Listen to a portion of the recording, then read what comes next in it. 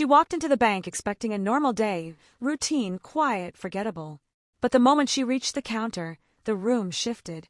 Eyes lingered a little too long. Smiles disappeared, and one comment, sharp, careless, and loaded with judgment, cut deeper than anyone realized. What followed wasn't just humiliation. It was a moment that exposed how quickly respect can vanish and how powerful the truth can be when it finally surfaces, because the woman they dismissed wasn't who they thought she was. And by the time they realized it, the damage was already done. So what happens when prejudice meets a reality no one saw coming? Most days, her life moved with quiet precision. Early mornings, long hours, and a routine built on discipline and resilience.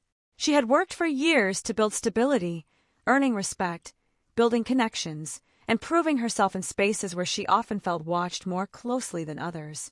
It wasn't easy, but she carried herself with calm confidence, used to navigating places where assumptions formed before introductions ever did. That morning felt no different. A simple errand, a stop at the bank, another task in a carefully managed day. The building was familiar, the process routine. People came and went, numbers were exchanged, and time moved forward without pause. On the surface, everything felt normal, but there was always that subtle tension, those moments when glances lingered too long, when politeness felt forced, when respect seemed conditional. She had learned to ignore it, to keep moving, to focus on what needed to be done. As she stepped up to the counter, something shifted. A pause, a look, a change in tone that was small enough to deny, but sharp enough to feel. It was the kind of moment many would overlook, but she knew it well. And in the next few minutes, that quiet routine would unravel, turning an ordinary visit into something far more revealing and impossible to forget. The moment she reached the counter, the air felt different. The teller's expression hardened, not openly hostile, but guarded in a way that felt deliberate. Movement slowed. Questions became sharper, more pointed. Papers were checked once, then again. What should have taken seconds stretched into an uncomfortable silence that drew attention from nearby customers. She felt it immediately, that familiar pressure, the unspoken suspicion that seemed to follow her into certain spaces. The kind that didn't need to be said out loud to be understood.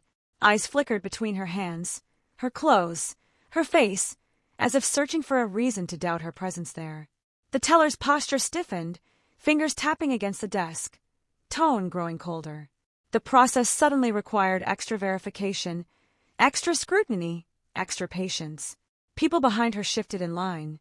Some stared, others pretended not to notice. But the tension was undeniable. Her chest tightened, not from fear, but from recognition. She had lived through moments like this before. The quiet humiliation, the assumption that she didn't belong, the subtle shift from customer to suspect without a single accusation spoken. Time dragged. Another staff member was called over. Then another. Their glances weren't curious. They were cautious, measured, skeptical. A routine transaction had turned into a spectacle. And then came the moment that changed everything. The teller leaned back, expression edged with something between doubt and quiet authority, as if holding power over a situation she didn't fully understand. The room seemed to shrink, every movement suddenly magnified. The weight of judgment hung heavy, pressing down from every direction. People in line began whispering. Phones subtly angled. A security guard shifted closer, not aggressively, but enough to send a message. It was no longer just an interaction, it was a scene. She stood still, absorbing every second.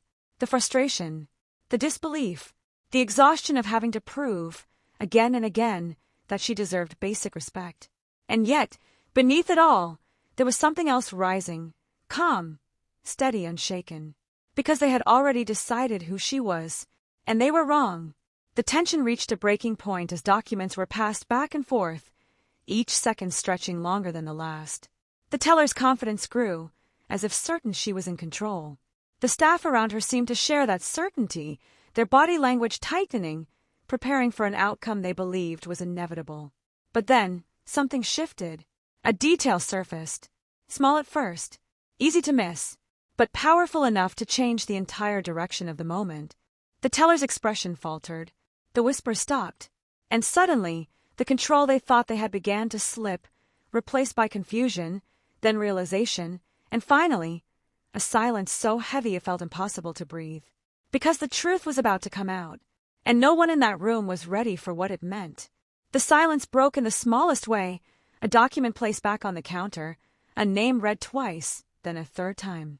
The teller's confidence cracked, just for a second. Her eyes scanned the screen again, slower now. Careful. Uncertain. Around them, the room held its breath. The woman stood still, shoulders steady, gaze calm. Inside, though, years of quiet endurance pressed against her chest, the countless moments of being doubted, dismissed, and treated like she had to earn the right to stand where she already belonged. And now, in front of strangers, that weight had reached its peak. The teller's hands faltered. The extra scrutiny, the suspicion, the subtle humiliation, it all suddenly felt exposed. Staff who had gathered nearby leaned in, trying to understand what had changed. The security guard stopped mid-step. The whispers faded into a thick, suffocating silence. Because the truth was undeniable now, this wasn't just a customer being questioned. This was someone with authority, with history, with ties to the very institution that had just tried to reduce her to a stereotype. Every assumption in the room began to collapse at once, replaced by a realization that spread like a shockwave. Faces shifted from doubt to disbelief, then to discomfort. The power dynamic flipped in an instant, but the damage had already been done. The humiliation couldn't be erased. The stares, the tension, the judgment, those moments were real, and everyone had witnessed them. And now, the same people who had watched in silence were forced to confront what had just happened and their role in it. She didn't raise her voice. She didn't need to. Her presence alone filled the space, steady and unshaken, as the weight of the truth settled over the room. In that moment, it became painfully clear this was never just about one transaction. It was about how quickly respect disappears when prejudice takes its place. And now, every person in that bank had to face the same question: what happens when the person you underestimated holds more power than you ever imagined? The room slowly returned to motion, but nothing felt the same. The staff straightened their posture, voices softer now, movements careful, almost apologetic. The teller avoided eye contact, her earlier confidence replaced by quiet discomfort. What had started as a routine moment had exposed something deeper, something no quick correction or forced politeness could undo. The woman completed her transaction in silence. No celebration, no anger, just composure. But inside, the weight lingered, the reminder that even with success, stability, and authority, she could still be reduced to a suspicion before being seen as a person. That realization stayed with her long after she walked out of the bank doors. And it didn't stay contained within those walls. Everyone who witnessed it carried something away, too. A shift, a question, a quiet confrontation with how easily assumptions form and how damaging they become when left unchecked. Because this wasn't just one uncomfortable interaction. It reflected a pattern seen in workplaces, stores, streets, everyday spaces where prejudice can quietly shape behavior before facts ever surface. Moments like this rarely make headlines. They happen in silence, in glances, in tones, in decisions made without thought.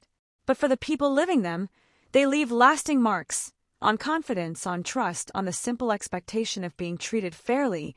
The incident ended, but its meaning didn't.